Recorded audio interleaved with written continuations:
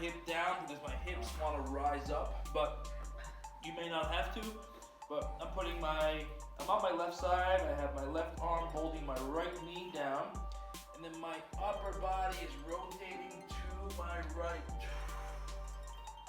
Exhaling into that stretch. Feeling lower back, hip stretch. Then come back to the center, and then big inhale. Exhale into the stretch.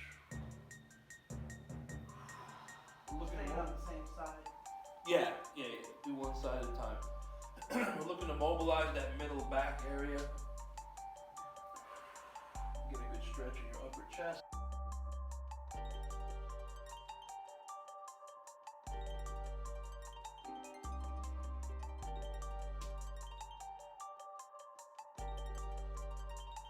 Next on our mobility is more of a dynamic stretch. We're going to start in a high plank position here. Press your hands into the floor. Reach across and touch the opposite ankle. Come right back down to a high plank. And then reach, stretch out that cross body. So we're going to do this for 45 seconds. And we're going to do 2 rounds of it. All right, guys, warm up. 2 exercises. 1, plank jacks.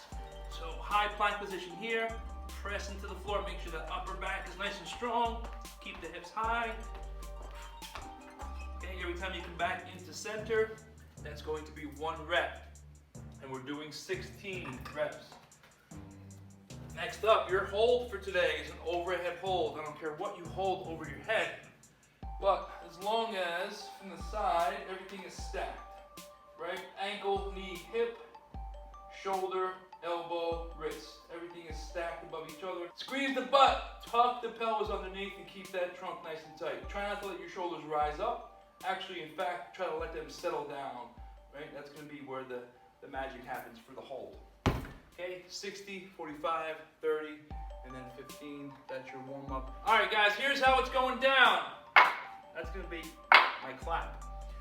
Work period. In your chipper, 4 exercises. Number 1 is dumbbell front squat. Really simple stuff. The only equipment you're going to need today is a set of dumbbells and a kettlebell. And if you have multiple sets of dumbbells, you might need them, but maybe not. Dumbbell front squat. Keep those dumbbells high up on your shoulders. And you're doing your squat. All the same rules apply to a regular squat. Push your hips back. Keep your feet flat on the floor. At the top, get a little bit of hip kind of action and squeeze the glutes. Keep your head neutral, upper back is neutral. Next up, kettlebell, sumo, deadlift, high pull. The difference with a deadlift and a squat, same muscles are being worked, but the squat, your hips, your butt are as low as your knees. Whereas a deadlift, your hips are higher than your knees. You're doing more of a hinge, okay? So back is still flat, hinging up. High pull, bring the kettlebell to your chin, wrist, chin height, and elbows a little bit higher. Okay? Back down. Think about pulling from your upper back. So here, those upper back muscles should be engaged. You should feel that in your upper back. Pinching your shoulder blades up. Next up, V up. Flatten your back, big exhale up. See if you can touch your toes. If not, don't worry about it. Find that balance point. We're doing 90 of those. And your last exercise, alternating bent over row. So we're going to take that hinge position again, folding over at your waist. Keep that head neutral, back nice and flat. 1, 1, 2, 2, and so forth and so on. Think about pulling that elbow low towards your waist and opening up your chest, pinching your shoulder blades back each time.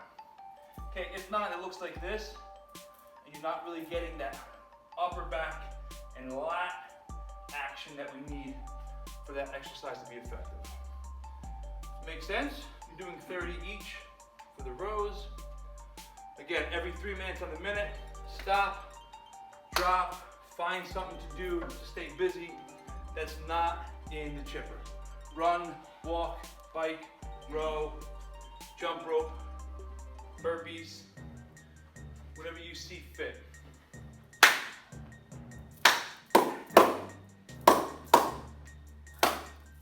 All right, here we go.